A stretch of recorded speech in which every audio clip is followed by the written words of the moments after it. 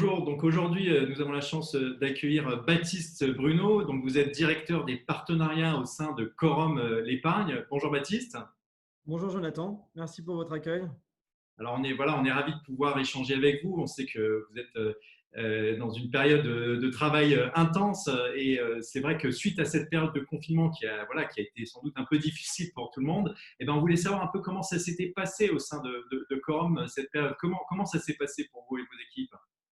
Alors, ça s'est passé assez naturellement parce que comme vous le savez, Quorum est une société assez jeune, donc on a su s'adapter assez rapidement et depuis la création de Quorum en 2011, il y avait un plan de continuité d'activité. Donc c'est celui-ci qui a été activé, on avait tous nos outils, des outils modernes évidemment et qui nous ont permis de rester en relation avec nos locataires puisque la gestion se fait en direct chez Quorum, donc ce qu'on appelle le property et l'asset management, c'est quelque chose qui est internalisé. Donc, on a pu continuer, et c'était très important pendant cette période, de rester en contact avec eux et de poursuivre nos projets. On a même lancé notre compagnie d'assurance vie Quorum Life le 16 mars, donc en plein confinement. Et puis, on en reparlera peut-être un petit peu plus tard. On a poursuivi nos acquisitions.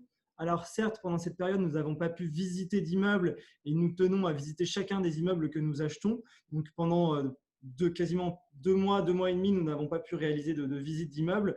Mais néanmoins, les choses qui avaient été, on va dire, anticipées et qui étaient déjà dans les tuyaux, on a pu poursuivre notre travail d'analyse et on a pu poursuivre et la collecte et les investissements pendant cette période qui est, je l'espère, derrière nous pour un bon moment. Et on reprend l'activité dans nos différents bureaux, alors à Paris bien sûr, mais également dans nos bureaux en Europe.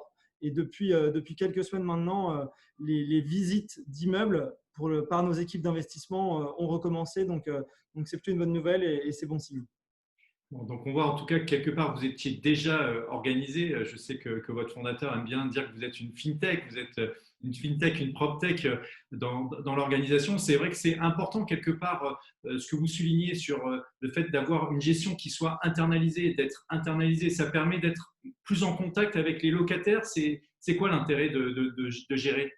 Alors, ça permet une plus grande réactivité parce que si on avait sous-traité cette gestion qu'on appelle la gestion locative ou le property management, on aurait eu un intermédiaire entre nous, Quorum, la société de gestion, et les locataires, qui sont les entreprises qui occupent les immeubles. Donc, on aurait eu un tiers au milieu et donc on aurait perdu potentiellement de l'information.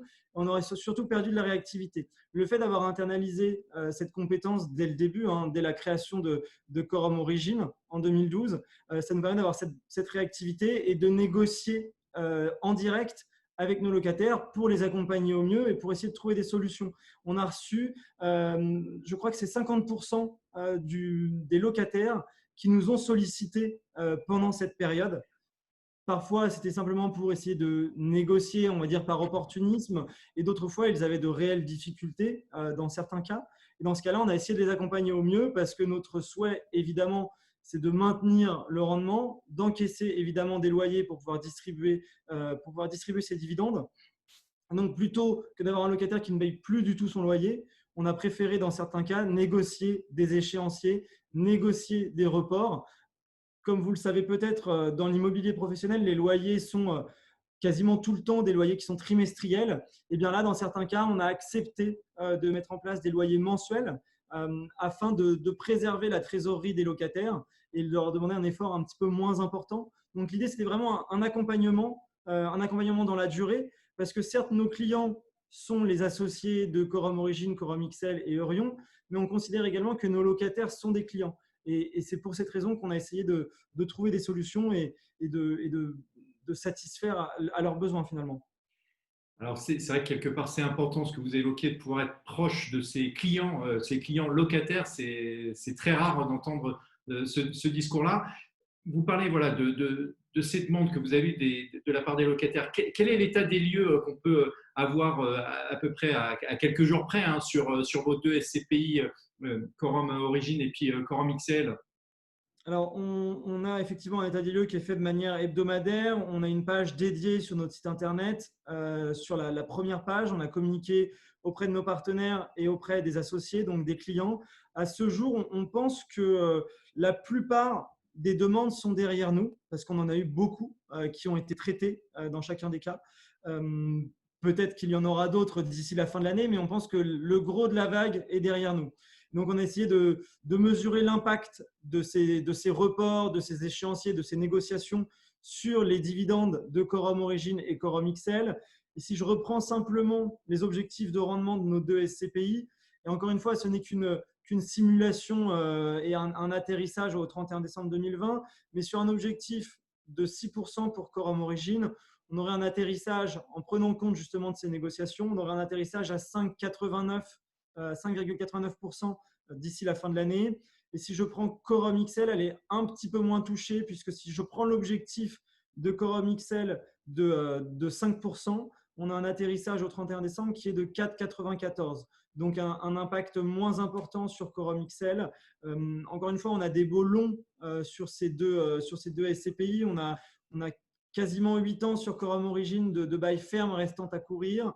Et on a un petit peu plus de 8 ans sur Quorum XL. Donc, ça nous protège en quelque sorte. Après, le réel problème, c'est est-ce que le locataire va être capable de payer son loyer? Si financièrement, il ne peut plus le faire, nous ne serons pas les premiers créanciers. Mais néanmoins, on a cette sécurité avec les baux longs qui ont été signés.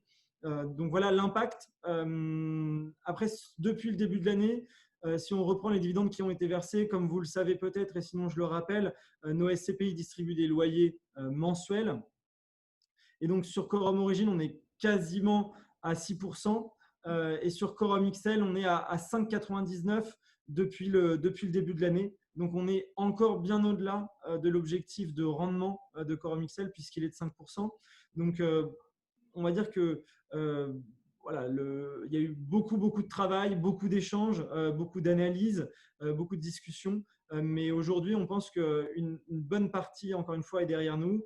Et voilà l'impact que ça aura, hein. Frédéric Puzin avait communiqué dès le 17 mars en prenant des scénarios très critiques, en envisageant le pire. Et finalement, ce n'est pas ce dernier qui sera retenu, et avec un impact sur le rendement assez mesuré finalement, puisque j'ai parlé de 5,89 et de 4,94 pour Quorum XL. Donc, c'est quelque part, c'est moins de 3% d'impact sur le rendement. Hein, vous avez dit 5,85, c'est ça? J'ai dit 5,89 5,89. sur Quorum Origin et 4,94 sur Quorum XL. Donc, ça veut dire que c'est moins de 2% sur Quorum Origin. Donc, je pense que c'est tout à fait entendable de la part des épargnants. Merci en tout cas pour cette grande transparence et cette clarté. Est-ce que, Baptiste Bruno, vous avez une dernière bonne nouvelle peut-être à nous partager? La dernière bonne nouvelle, je pense qu'elle concerne les dividendes, puisque comme vous le savez, nous distribuons les dividendes de manière mensuelle et nous sécurisons au fil des mois la perception des loyers, le paiement des loyers par les locataires. Et à ce jour, on n'a pas on va dire de gros problèmes par rapport au paiement de ces loyers après les négociations qui ont eu lieu. Et je sais que pour tous les loyers du second trimestre, on a une très bonne visibilité. Donc ça, c'est assez positif.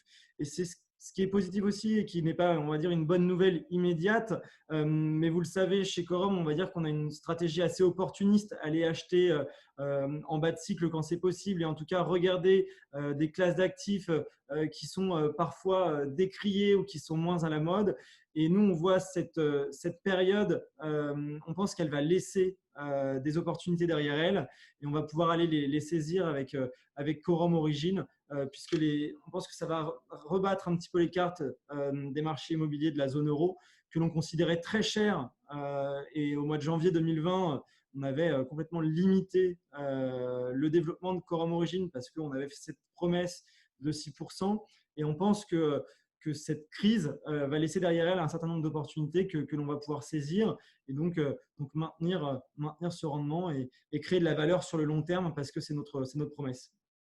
Eh ben, merci beaucoup, en tout cas, Baptiste Bruno, pour cet éclairage, voilà, cette grande transparence pour ces deux SCPI, Quorum Origin et Quorum XL. Je le rappelle, vous êtes directeur des partenariats au sein de Quorum l'épargne. On vous dit à très bientôt pour faire un nouveau point marché. Merci Baptiste. Merci Jonathan, à bientôt.